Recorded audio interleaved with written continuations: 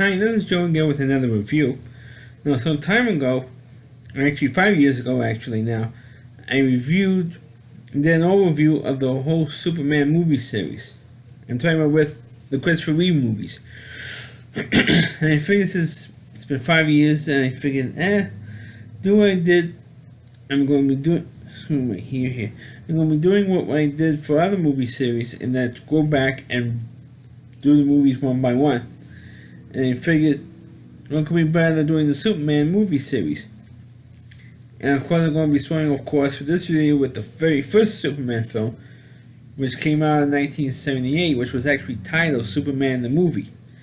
But of course, now if you see the movie, either on TV or home video or whatever, or DVD, flash Superman on the screen. You never say Superman the Movie. But that's one minor nitpick. But in the credits, you don't see it as billed as Superman the Movie, just simply Superman. Of course, this movie was the first big budget superhero film. Of course, previously there have been superhero films, but as a series, as a Saturday morning or Saturday afternoon serial, like Batman. I think Batman in the 40s or early 50s, there was a Superman.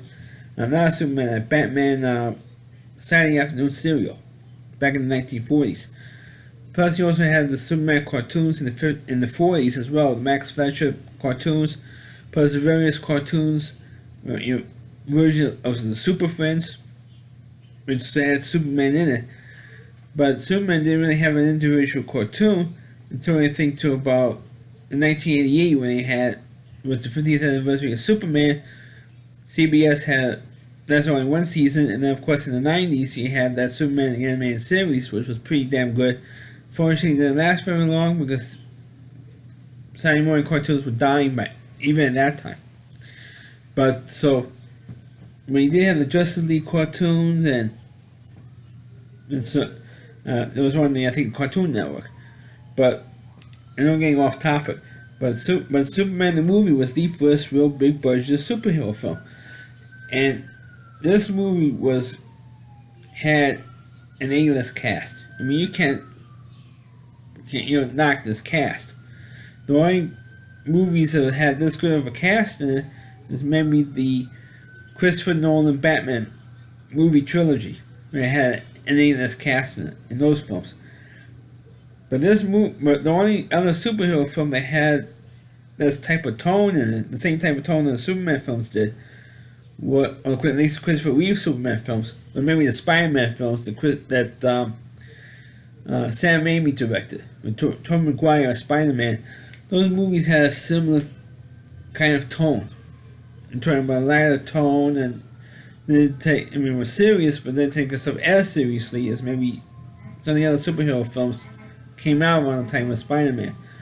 Anyway, the first Superman film, of course, you had Marlon Brando as Jor-El, and his salary was higher than everybody else's, and you had not one, but two former Oscar winners in this film.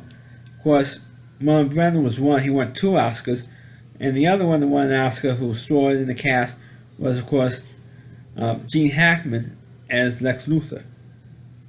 So you had 2 Oscars. I mean, there's not too often we had two Best Acting Oscar winners starring in one movie like this. I mean, in terms of after the Oscar wins, you also have Christopher Reeve as Superman, who was pretty much an unknown at that time. You also had Mogul Killer as Lois Lane. You had Ned Beatty as Otis, and you had, Jackie Cooper as Perry White, and he was the last white actor, I should say, playing Perry White, because he had Lawrence Fishburne playing Perry White in the Superman reboots. But I'm saying with the original, and you also have Mark McClure as Jimmy Olsen as well. I should mention him. I shouldn't forget him. Of course, this movie is an origin story, and this movie was pretty long.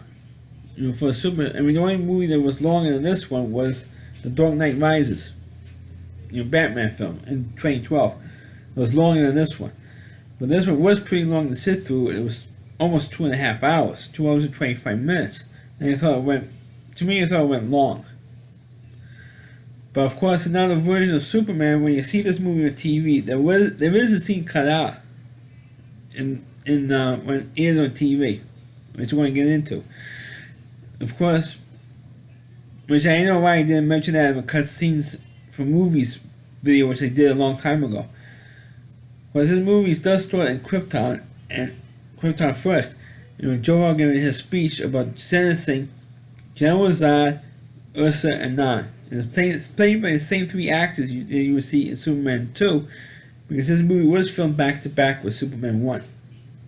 Superman 2 was filmed back to back with Superman 1.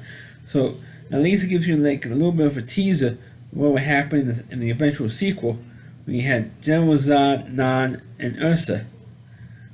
Terrence Stamp, Sarah Douglas, and Jack O'Halloran, who played Nan, the biggest one. And Jor-El sentences them to the Phantom Zone. And I thought the special effects were pretty novel. Nowadays, everything would be made in CGI, but they didn't have CGI back in 1978 when this movie was made. Of course, we had the whole scene with Marlon Brando, Jor-El convincing the Krypton elite that they have to get off the planet because it's going to be destroyed in 30 days. So nobody believes him. So what Jor-El did, of course, build a little spaceship, transport his son Kal-El to Earth. In the whole sequence with him going to Earth, those will take a couple minutes, and of course the ship lands on Earth, and you see Glenn Ford. We should mention Glenn Ford playing Jonathan Kent. And of course they find him in the ship. Of course, I should mention the fact that nowadays that scene would not really be allowed. What I mean by that is that you see Kal-El, Superman, as a little child, maybe 4 year old tops, totally naked. And you see him stretching his arm like this, like hug me, whatever, grab me, whatever. And you see everything on this kid.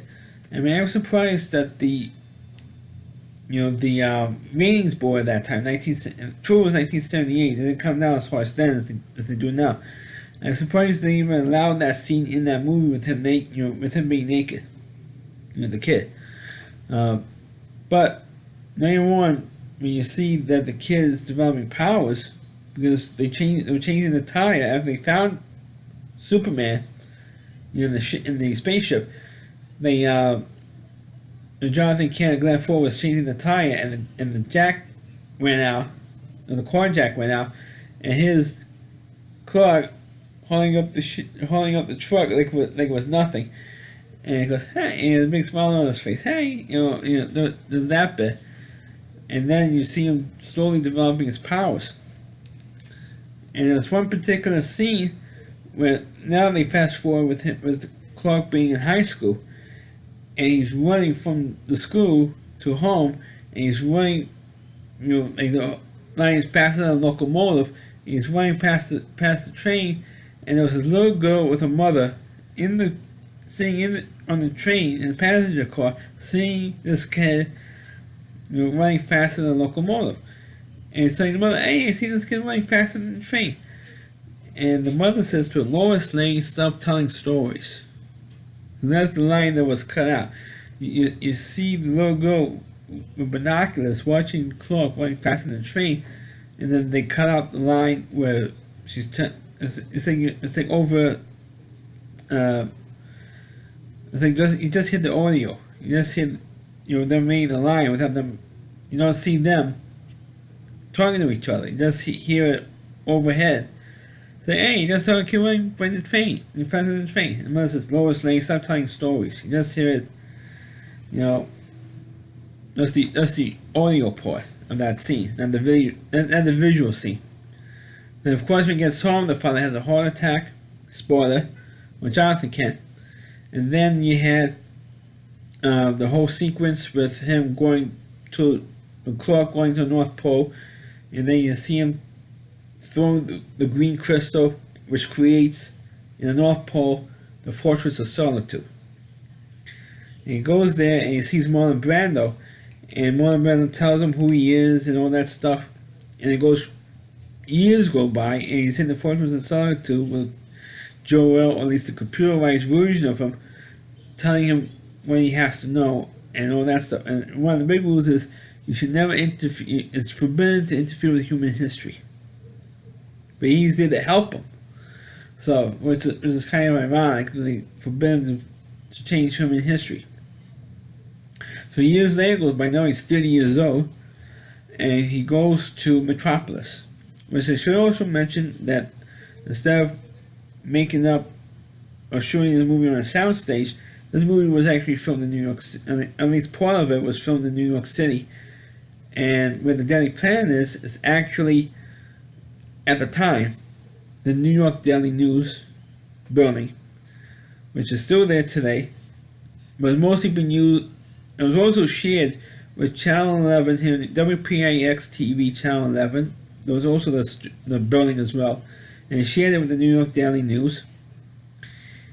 And Channel 11 still uses that building today. And in case you want to know where the building is 42nd Street and 2nd Avenue in New York City. That's exactly where it is. And you see the big globe in the lobby of that building. That's still there today. Where Clark and Lois Lane walk around as they leave the building. That is also still there to this day. So a little bit of trivia for people like to know where movies were shot. Superman was shot in the building on 42nd Street and 2nd Avenue. So check that out if you happen to be in New York. Well, of course, during this whole time, you see, finally get to meet, more than halfway through the movie, you meet Lex Luthor. And his plan was to capture 2 nuclear missiles and destroy California. So he could prove his real estate interest in the desert just outside the border of California and Arizona, in Mexico. He owns a lot of that desert territory, and he'll make millions and not billions of dollars on real estate deals if California is not there. So that's his whole evil plan. Of course, at that time, Superman finally becomes Superman when he rescues Lois Lane from a helicopter on the roof of the Daily News building. And of course, he runs down the street, he opens up his shirt, and you see this famous Superman costume underneath his suit. And then he spins around in a revolving door. But before the revolving door bit, naturally, of course, if you ever watch the old Superman cartoons or Superman TV show, he always runs into a phone booth and changes into his costume. Or in the older comic books. Well, at that time, in 1978, they're getting rid of the old phone booths. You just have the individual phone there without the booth part of it. That's the pay phone without the booth there.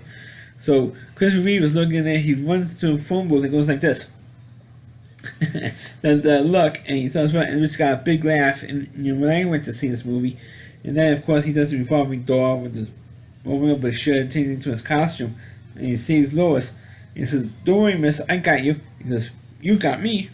Who's got you?" It was also a cute line. And of course, you had the big scene where he talks to Lois, tells her where he's from and stuff, and then they fly around New York City. Well, Metropolis was really New York City because you see the Statue of Liberty, you see the World Trade Center, as it was back then, and you can tell it was green screen. Them lying on a table or holding up by strings, and you see them like by a movie screen as they're filming that. But it was great. And then of course, when you find out what Lex Luthor was up to, calls Superman over to his house underneath Grand Central Station. So he goes down there, and Lex tells him his whole plan. But before this happens, and before they reprogram the missiles, Lex Luthor and his gang go into a museum in Abu Dhabi to steal kryptonite. To steal a meteor rock from. He figured out the meteorites from Superman's planet Krypton probably landed to Earth, and they found out that this piece of meteorite landed about the same time that Clark came to Earth. So Lex Luthor stole that. So when Superman, Lex Luthor tells him actually tells Superman what his plan was, and he figures that out, and he saw what's in the lead box. He opens up the box, and that's where the kryptonite was, and that's where he got affected. It was almost killed him for it. And of course, Lex's girlfriend, Miss Tessmacher, which is now they're in the Supergirl. Those characters are now in the Supergirl show now, with Marissa Benoit. And those characters now, removes the kryptonite, and so Superman could save everybody. Which he eventually he doesn't stop the missile being hit in California. It was because he stopped the missile from hitting in New Jersey first, where Miss Tessmacher's mother lives. So he set a program for that to kill her mother, which was kind of, it's funny and isn't funny. And then he tries to stop the other missile and couldn't do it. As fast as he is, he couldn't stop both of them. But he tried to save as many people as he could during the major earthquake. He even reset the San Andreas fault. And but Lois was into this fault line, and she follows in with the car, and she actually dies. She actually does die. But so Superman is so destroyed over that he couldn't save her, just like he couldn't save his Earth father, Jonathan Kent. He couldn't save her. Oh, I have all these powers and can't save them. So he decides to go back through time. Of course, the whole sequence with him flying around the Earth, traveling back through time, so he will save Lois, so Lois won't die. That ending was supposed to be for Superman 2. But they didn't know how to end, or Richard Donner, who directed the original movie, didn't know how to end Superman 1, so he put that scene for Superman 2 into Superman 1. That's how that ending came, was able to get in there.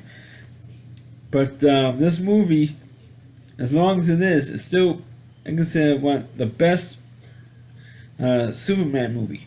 Even though you can say if it has its flaws, because Superman was at least Lex Luthor was not as smart as it was. He was hanging out with idiots. He was always making like small cracks. So not only this movie, but also the second one, and of course the lousy fourth one, which I hopefully eventually we get to. And we get to it when I get to it. But I always like the first two Superman movies. Those two are the two best ones of the whole Superman movie series. But my Lex Luthor is always hanging out because I think that because this movie was kind of aimed towards kids, they didn't want to, make it too serious. I mean, they try to make it a little more realistic, try to make it make some jokes or make it a little bit lighthearted, so it won't be so serious when you get up to the more serious stuff or campy stuff. I mean, they always have some kind of like wink, wink, nod to the audience in these movies. Now you see where Lois, on the first day after the first day on the job, Lois is walking with Clark, and they get mugged in an alley, and he gets and the guy and the mugger fires his gun, and you see Clark go like a shoot in slow motion, catch the bullet in his finger, and then after Lois walks away, Clark does this, opens up his hand, looks at the camera, looks up at that, and this kind of weird smiling at the camera, like a wink nod to the camera, and then just take the bullet and just put it in the garbage, and that's it.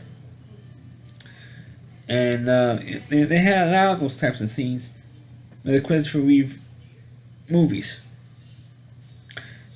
But, it was fun, memorable, and lighthearted, and the movie does not take itself seriously, especially when his first night as Superman, when flying around Metropolis, he stops like a robbery and trying to get away in a boat, it's bank robbers, and Superman flies onto the boat, and the guy comes up from behind him and tries to whack him from behind with a crowbar, and the guy's shaking, doing this, and Superman looks at him and says, "Bad vibrations?"